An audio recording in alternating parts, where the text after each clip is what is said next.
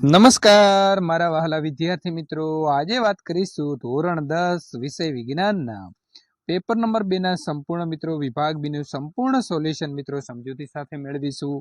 એ પહેલા જો તમે ચેનલની અંદર પ્રથમ વખત આવ્યા છો અને મિત્રો 5 પ્રેક્ટિસ પેપરનું સંપૂર્ણ સોલ્યુશન સમજૂતી સાથેનું મેળવવા માંગો છો તો ચેનલને વિદ્યાર્થી મિત્રો ખાસ સબસ્ક્રાઇબ કરી દેવા માટે તમને વિનંતી છે। તમારા સાથે ધોરણ 10 ની અંદર જે મિત્રો અભ્યાસ કરી રહ્યા છે તેમના સુધી આ વિડીયો શેર કરવા માટે તમને વિનંતી છે। તો વિદ્યાર્થી મિત્રો, વિભાગ બી સૂચના મુજબ તમારે જવાબ લખવાના છે અને પ્રત્યેકના 2 ગુણ રહેશે, એટલે કે 8 પ્રશ્નોના જવાબ તમારે આપવાના રહેશે। પ્રશ્ન નંબર 25, રાસાયણિક પ્રક્રિયા દરમિયાન કેવા ફેરફારો જોવા મળે છે? તો વિદ્યાર્થી મિત્રો, રાસાયણિક પ્રક્રિયા દરમિયાન નીચે મુજબના ફેરફારો જોવા મળે છે। પહેલું છે કે પદાર્થની ભૌતિક અવસ્થા બદલાય છે, પદાર્થોમાં રંગ પરિવર્તન જોવા મળે છે, પ્રક્રિયા દરમિયાન અમુક વાયુઓ ઉત્પન્ન થાય છે અને પ્રક્રિયા દરમિયાન તાપમાનની અંદર ફેરફાર પણ થાય છે। પ્રશ્ન નંબર 26, ગેંગ એટલે શું? ગેંગને દૂર કરવા માટે વપરાતી પદ્ધતિઓનો આધાર શાના પર રહેલો છે? તો કાચી ધાતુમાં તત્વ એકલું હોતું નથી, પરંતુ તેમાં વધુ માત્રાની અંદર માટી, રેતી અને અનિચ્છનીય એટલે કે ન ગમતો પદાર્થ પણ હોય છે, અશુદ્ધિ સ્વરૂપે જોવા મળે છે। આવી અશુદ્ધિઓને ગેંગ કહે છે। ગેંગને દૂર કરવા માટે વપરાતી પદ્ધતિઓનો આધાર ગેંગ અને કાચી ધાતુના ભૌતિક અથવા તો રાસાયણિક ગુણધર્મો વચ્ચે રહેલો તફાવત પર રહેલો હોય છે। પ્રશ્ન નંબર 27, શ્વસન માટે ઓક્સિજન પ્રાપ્ત કરવાની પ્રક્રિયામાં એક જળચર પ્રાણીની તુલનામાં સ્થળચર પ્રાણીને શું લાભ છે? મિત્રો, હવામાં રહેલા ઓક્સિજનના પ્રમાણ કરતાં પાણીમાં દ્રાવ્ય ઓક્સિજનનું પ્રમાણ ખૂબ જ ઓછું હોય છે, તેથી સ્થળચર પ્રાણીઓ જળચર પ્રાણીઓના તુલનામાં શ્વાસ દર નીચો એટલે કે ધીમો રાખીને પોતાની ઓક્સિજનની જરૂરિયાતો સંતોષી શકે છે। પ્રશ્ન નંબર 28, જાતિના અસ્તિત્વ માટે ભિન્નતા જરૂરી છે, સમજાવો।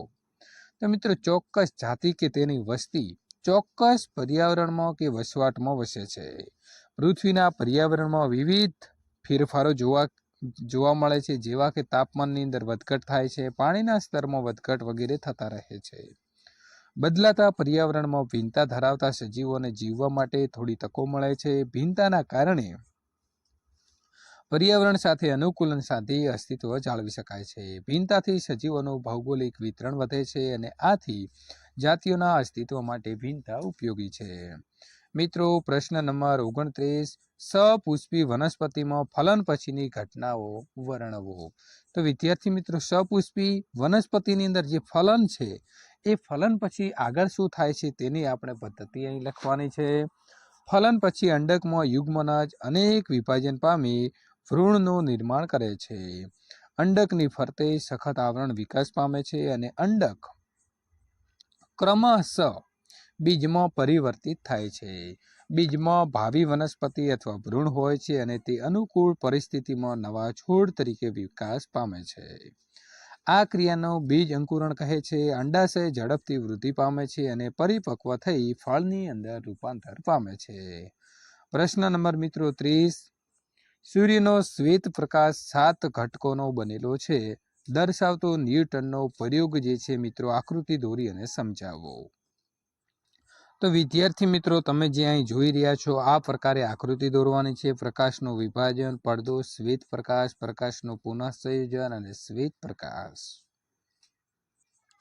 ન્યૂટને દર્શાવ્યું કે પ્રકાશના વિભાજનની ઉલટી પ્રક્રિયા પણ શક્ય છે। ન્યૂટને 2 સમાન કાચના પ્રિઝમોને એકબીજાની નજીક રાખી એકબીજાને ચતો તો બીજાને ઉલટો ગોઠવ્યો છે।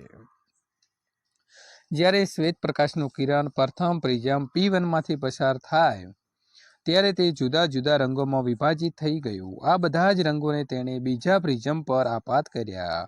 બીજો પ્રિઝમ P2 એ બધા જ રંગોને ભેગા કરી પુનઃ સંયોજન કરી શ્વેત પ્રકાશમાં રૂપાંતરિત કરે છે। આ અવલોકન પરથી ન્યૂટને વિચાર આવ્યો કે સૂર્યપ્રકાશ એ 7 રંગનો બનેલો છે અને કોઈ પણ પ્રકાશ જે સૂર્યપ્રકાશ જેવો વર્ણપટ આપે છે તેને શ્વેત પ્રકાશ કહેવામાં આવે છે। મિત્રો, આ જે સપ્ત એટલે કે 7 કલરો જે છે એમાં જાનેવાલી પીનારા જે છે મિત્રો આવશે। પ્રશ્ન નંબર 31, તમારા ઘરની અંદર વપરાતો વિદ્યુત બલ્બ 100 વોલ્ટનો છે અને રેફ્રિજરેટર એટલે કે ફ્રીજ 400 વોલ્ટનું રેટિંગ ધરાવે છે. જો આ ઉપકરણો 10 કલાક એક દિવસની અંદર 10 કલાક ચલાવવામાં આવે છે તો રૂપિયા મિત્રો 8 પ્રતિ કિલોવોટના લેખે 10 દિવસ ચલાવવા જરૂરી ઉર્જા માટે કેટલો ખર્ચ થાય? કુલ પાવર કેટલો છે તો 100 વોલ્ટ પ્લસ મિત્રો 400 વોલ્ટ રેફ્રિજરેટર એટલે કે 500 વોલ્ટ જે છે એની જરૂરિયાત રહેશે. બંને ઉપકરણનો 10 દિવસમાં વપરાય કેટલો તો કલાકની અંદર મિત્રો 10 કલાક ભાગ્યા દિવસ ગુણ્યા 10 દિવસ એટલે કે 100 જે છે એ જવાબ આવશે. વપરાતી વિદ્યુત ઉર્જા તો P ગુણ્યા T આવશે વિદ્યાર્થી મિત્રો. 500 વોલ્ટ બરાબર અહીં આવશે મિત્રો 100 અવર તો 50,000 WH થશે તો 50 જે છે મિત્રો kWh થશે. તો ખર્ચની વાત કરીએ તો 50 ગુણ્યા 8 5 40 અને 0 ઉમેરીશું એટલે કે 400 રૂપિયાનો ખર્ચ જે છે મિત્રો 10 દિવસનો આવશે. પ્રશ્ન નંબર 32 ચલ અવરોધ એટલે શું તેનું ઉદાહરણ આપો. વાહકના બે છેડા વચ્ચેનો વોલ્ટેજ બદલ્યા સિવાય તેમાંથી વહેતો વિદ્યુત પ્રવાહ નિયંત્રિત કરવા માટે વપરાતા વિદ્યુત ઘટકને ચલ અવરોધ કહે છે.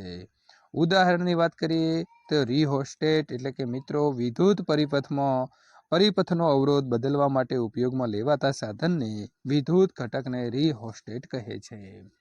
પ્રશ્ન નંબર 33 સુરેખ વાહકમાં વહેતા વિદ્યુત પ્રવાહના લીધે ઉદ્ભવતા ચુંબકીય ક્ષેત્રનું મૂલ્ય કયા પરિબળો પર આધાર રાખે છે? તો સુરેખ વિદ્યુત પ્રવાહ આધારિત વાહકમાં વહેતા વિદ્યુત પ્રવાહના લીધે ઉદ્ભવતું ચુંબકીય ક્ષેત્ર નીચેના પરિબળો ઉપર આધાર રાખે છે.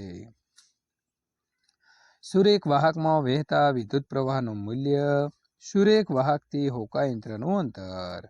વિદ્યાર્થી મિત્રો ટૂંક નોંધ લખો. ઉપભોગીઓ કે જે સજીવો ઉત્પાદકો દ્વારા ઉત્પાદિત થયેલો ખોરાક પર પ્રત્યક્ષ અથવા તો પરોક્ષ રીતે આધારિત હોય તેને ઉપભોગીઓ કે ઉપભોક્તાઓ કહે છે. દાખલા તરીકે મિત્રો ક્લોરો વિહીન અને વિષમપોષી સજીવો. ઉપભોગી સજીવો નીચે મુજબની 4 કક્ષાઓમાં વિભાજિત મિત્રો પામેલા છે. એ તૃણાહારી એટલે કે શાકાહારી પ્રથમ ક્રમના ઉપભોગીઓ છે. બીજું છે માંસાહારી. માંસાહારીની અંદર દ્વિતીય ક્રમના ઉપભોગીઓ અને તૃતીય અને ઉચ્ચ ક્રમના ઉપભોગીઓ હોય છે. ત્યાર પછી મિત્રો નંબર 3 સર્વાહારી સજીવો જેમાં મનુષ્ય અને વંદો આવશે. નંબર 4માં આવશે પરોપજીવીઓ તે મિત્રો બીજાના સહજીવન એટલે કે બીજાના સાથે બીજાના પર આધાર રાખી અને પોતે જીવે છે. પ્રશ્ન નંબર 35 નિવસન તંત્રમાં ઉર્જા વહનમાં 10% ઉર્જા આહાર શૃંખલાના એક પોષક સ્તરથી બીજા પોષક સ્તરે વહન થાય છે. ઉદાહરણ સમજાવો. આહાર શૃંખલાનો મિત્રો પ્રત્યેક ચરણ પગથિયું પોષક સ્તર છે અને નિવસન તંત્રની અંદર ઉર્જાનું વહન ઉત્પાદકોથી શરૂ થાય છે.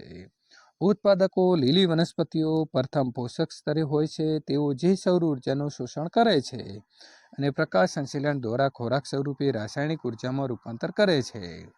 ઉત્પાદકોમાંથી ઉર્જાનું વહન ઉપરના પોષક સ્તરે રહેલા સજીવો એટલે કે તૃણાહારીઓ તરફ વહન પામે છે. જ્યારે માંસાહારીઓ તૃણાહારીઓનું ભક્ષણ કરે ત્યારે ઉર્જાનું વહન માંસાહારીઓમાં થાય છે. આમ ઉર્જાનું વહન ઉત્પાદકોથી વિવિધ સ્તરના ઉપભોગીઓ તરફ થાય છે. તેથી નિવસન તંત્રની અંદર સૌર ઉર્જાના પ્રવેશ દ્વાર તરીકે ઉત્પાદકો એટલે કે લીલી વનસ્પતિઓ છે અને તેઓ ઉપભોગીઓ માટે ઉર્જાનો સ્ત્રોત બને છે. રાસાયણિક ઉર્જા સમગ્ર જીવસૃષ્ટિના સજીવ સમુદાયની બધી ક્રિયાઓનું સંપાદન કરવાની અંદર મદદરૂપ થાય છે. વિદ્યાર્થી મિત્રો પ્રશ્ન નંબર 36 જૈવિક ક્રિયાઓ એટલે શું તેના નામ લખો. બધા જ સજીવો દ્વારા કરવામાં આવતી મુખ્ય ક્રિયાઓ કે જે સજીવનું અસ્તિત્વ જાળવી રાખવા માટે જરૂરી છે તેને જૈવિક ક્રિયાઓ કહે છે. મિત્રો પોષણ, શ્વસન, વહન અને ઉત્સર્જન.